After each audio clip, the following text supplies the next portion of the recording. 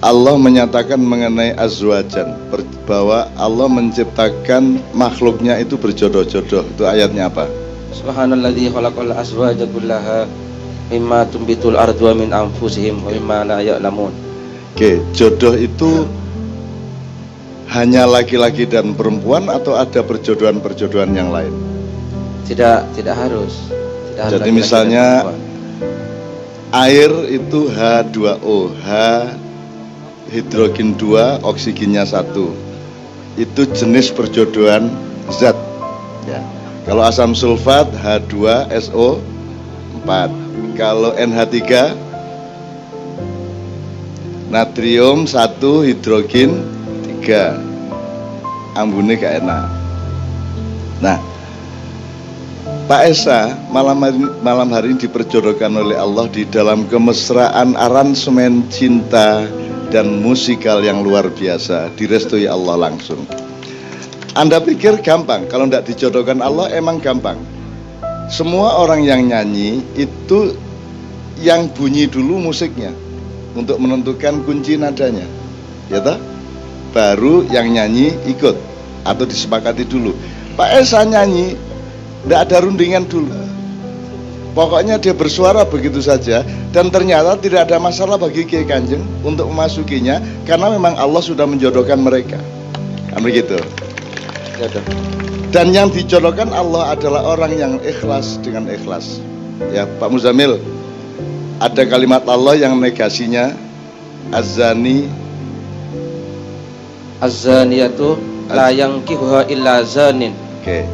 Kalau orang-orang yang penyelingkuh, dia tidak akan kawin dengan siapapun kecuali juga dengan penyelingkuh. Tapi orang-orang yang ikhlas pasti akan berjodoh dengan orang-orang yang ikhlas. Dan pada malam hari ini semua sampai yang ke belakang, sing ketok gak ketok, sing ning kono-kono, ning wit-witan, ning buk-buk, ning tembok-tembok, semua adalah orang-orang yang ikhlas pada malam hari ini. Dan kita akan diperjodohkan oleh Allah Subhanahu wa Ta'ala tidak hanya di dunia tapi juga di kampung halaman asli kita kelak, yaitu surga Jannatun Naim. Khalidina fiha abada. Coba tak tanya, Anda ini makhluk penduduk bumi yang sedang berjuang mencari surga, ataukah Anda ini penduduk surga yang sedang outbound di bumi? Outbound itu wong Jawa ngarani piye? Mampir ngombe, urip ning mampir ngombe. Jadi ini bukan tempat kita membangun sesuatu yang permanen. Ya, kalau mau bangun infrastruktur surga. Itu ya. Jadi kita ini penduduk surga karena Mbah Adam adalah penghuni surga, dan kita besok-besok akan menjadi penghuni surga. Dan sok pengajian ini meneh ya ning swarga ya. Ning kono wis ora ono tausiah, wis ora perlu, wis mlebu swarga, wis ora perlu dinasihati apa. Pokoke ning swarga wis beres urusane, gari bermesraan. Tinggal bermesraan di surga gitu ya. Ya tak dongake sing ora tercapai untuk menikahi seorang wanita yang diidamkan, nanti Allah mentakdirkannya menjadi suami istri di surga. Jadi gue tenang is, ning donya ora rabi meneh ra apa-apa, sing penting ning swarga sesuk entuk cah-cah ayu. Amin ya rabbal alamin. Nek ento.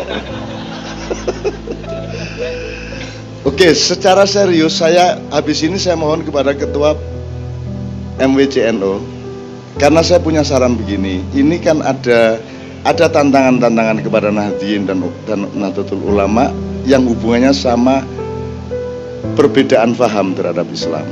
Ya. Jadi sekarang ini umat NU sedang berhadapan dengan tafsir-tafsir baru mengenai banyak hal. Misalnya mengenai tahlilan, mengenai kenduren, apa meneh, weweh, selawatan, ziarah kubur, sedekah bumi, sapi turute. Kita berhadapan dengan al-humaqa, dengan kaum ahmak, orang yang tidak bisa diajak bicara, orang yang ngertinya alif dan tidak bisa memahami a, orang apa meneh kok ho, engko hono coroko haram, engko selapanan haram suwe-suwe, Saya tuh minta dengan sangat satu. Nahdlatul Ulama dari pusat, entah bagaimana pengorganisasian dan pengelolaannya, itu menyusun dan menerbitkan buku fikih, katakanlah mungkin namanya fikih Nahdliyah, yang pasti berisi fikih-fikih yang dasar, yang default mengenai hal-hal yang setiap hari menjadi panduan bagi orang Islam, tapi ada tekanan atau aksentuasi terhadap tantangan-tantangan yang sekarang sedang terjadi. Jadi ada fatwa yang jelas mengenai ziarah kubur, ada fatwa yang jelas mengenai kenduri, ada fatwa yang jelas mengenai selawatan, musik dan lain sebagainya.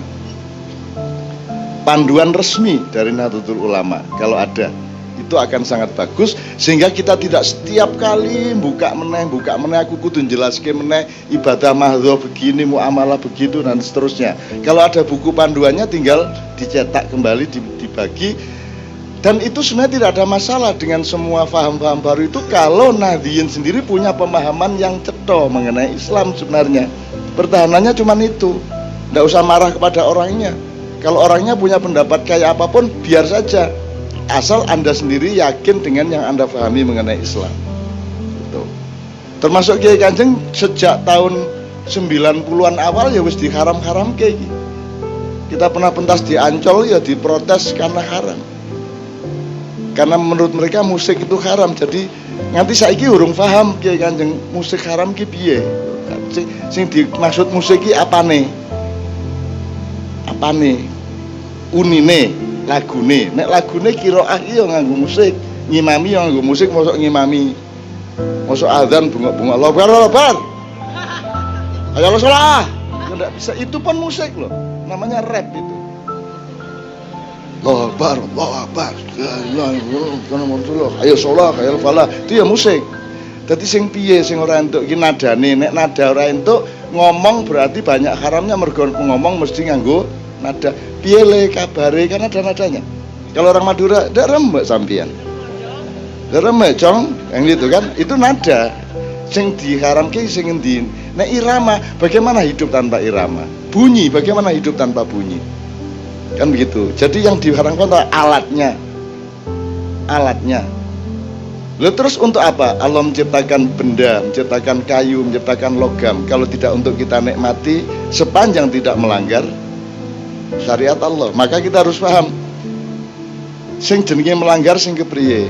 Moga kita ulang satu lagi ya, kita ulang satu tok aja. Islam itu terdiri dari 3,5% dari ayat Al-Quran yang namanya ibadah mahdhah. Yang 96,5% itu ayat-ayat yang menyangkut ibadah muamalah. Gitu aja gampangannya ya. Istilahnya boleh beda, tapi pokoknya mahdhah adalah yang oleh Allah diperintahkan langsung atau dilarang langsung. Kalau muamalah adalah inisiatif manusia untuk mendekat kepada Allah. Jadi kalau mahdhah itu dari langit ke bumi, kalau muamalah dari bumi ke langit, gitu ya. Nah, mahdhah itu iki mengbaleni lho, ya aku ora ceramah lho, iki mengbaleni pemahaman. Mahdhah iki pokoke ngene iki pedomane. Ojo, jangan melakukan apapun kecuali yang aku perintahkan. Ngono tok. Jadi kalau tidak diperintah Allah, tidak usah dilakukan. Jangan lakukan apapun kecuali yang diperintahkan oleh Allah Subhanahu Wa Taala melalui Rasulullah SAW. Kalau muamalah, lakukan apa saja. Apa wae sakarepmu asal tidak melanggar syariat Allah. Kan gitu. Jadi mancing untuk orang. Kanjeng Nabi tahu mancing orang. Neng mancing untuk orang. Ya kecuali mancing ning kolame tanggamu, kuwi sing salah udah mancinge ning panggonane kan gitu. Jadi lakukan apa saja asal tidak melanggar syariat Allah. Kan begitu. Sudah bebas apa saja. Nanti Pak Muzamil tolong menjelaskan konteks kalimat wa ma khalaqtul jinna wal insa illa liya'budun. Kalimatnya bukan inni khalaqtul jinna wal insa liya'budun, tapi kalimatnya adalah wa ma khalaqtul jinna wal insa illa liya'budun. Nanti dulu Muzamil. Ini urutannya begitu, nanti PR dulu. Nah, jadi sekarang ngerti ya. Kenduren untuk orang. Ada melanggar Islam enggak? Melanggar silaturahmi enggak Genduren? Baik enggak untuk silaturahmi? Mengakrabkan seduluran ora? Ya, karo nulung wong sing ora iso mangan. Nggih. Kowe kan seneng nek ana Genduren. Nek ora diundang kan kowe kelintar-kelintar ngarepe omahe.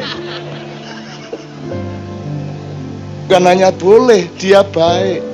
Yang tidak boleh adalah nek kue nganak-nganakke. Jadi bukan Gendurennya yang tidak boleh nganak-nganakke. Wong kue duwe utang oke, wong ndak nraktir wong oke, kan begitu. Gitu loh. Jadi apalagi yang sholawat. Sholawat itu kan pernyataan cinta kepada Rasulullah, kan begitu. Nah kalau sholawat tidak boleh lah. Kalau tahiyat kan nganggo sholawat. Tapi ya terus tahiyatnya dipotong gitu. Kenapa kita bersolawat? Karena Allah akan menjadi lebih dekat denganmu kalau engkau mencintai kekasihnya, kan begitu. Kalau kita berdoa kepada Allah langsung tanpa solawat, berarti yang kita andalkan adalah diri kita sendiri. Saya tanya, bisa nggak dirimu diandalkan di depan Allah? Bisa nggak aku diandalkan di depan Allah? Tidak. Yang bisa diandalkan di depan Allah hanya Rasulullah SAW. Maka kalau kita merayu Allah, kita nyatakan cinta kita kepada kekasihnya, yaitu Rasulullah SAW. Maka doa kita akan menjadi lebih mudah untuk dikabulkan. Itu sebabnya kita bersolawat. Jadi sing dilarang piye nih? Ini pokoknya kita tegaskan sekali lagi ya. Angger jenengan ngerti masalah kan wis beres jane ora ono masalah. Karena Anda ini bertetangga dengan daerah-daerah yang ada gitu-gitu. Ya toh klebon-klebon sing ora lah kowe aja kupo, kowe wis ngerti kok. Apa meneh liyane ziarah kubur. Ziarah kubur ra entuk. Jare birrul walidain. Birrul walidain itu apa? Menghormati orang tua, bapakmu tok ya apa mbahmu juga. Buyut juga. Canggah, Mbah Wareng, udeg-udeg, Dupa Bosok. Apa meneh liyane? Gantung siwur. Sampai 18. Itu semua walidain apa tidak? Semua adalah orang tua. Aku saiki takon, nek bapakmu wis ning kuburan, kowe sing duwe wong tua ora? Kuwi tetep wong tuamu dudu sing ning kuburan. Lah kowe kudu apik to karo wong tuamu. Kok parani? Kok ora entuk? Kok parani? Dudu kuburane, tapi hakikat bahwa kamu punya orang tua yang sekarang sedang mengalami transformasi jasad dia, di mana tulang belulangnya ada di dalam tanah, tapi hakikinya bapak, kakek, mbahmu itu tetap ada di dalam kehidupan.